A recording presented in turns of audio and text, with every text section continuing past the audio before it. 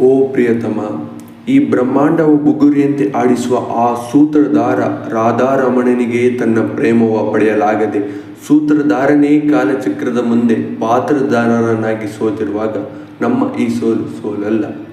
ಈ ಸಮಾಜದ ಕಟ್ಟುಪಾಡಲೆಗಳಲ್ಲಿ ಸಿಲುಕಿ ಈ ಕೋದಂಡದಿಂದ ಶರಸಂಧಾನವನ್ನು ಗೈಯುತ್ತಿರುವೆ.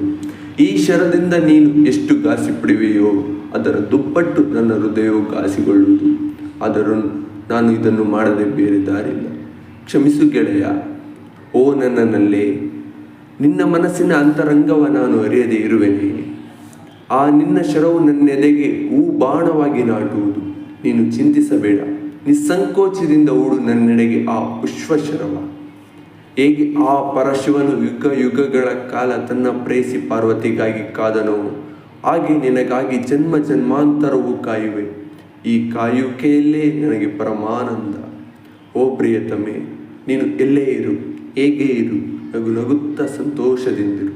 ಮೊಗ್ಗಿನಂತಹ ಮುಗ್ಧ ಮನಸ್ಸಿನ ನನ್ನ ಆಕೆಗೆ ಈ ನನ್ನ ಕಡೆ ಪುಷ್ಪ ಕಾಣಿಕೆ.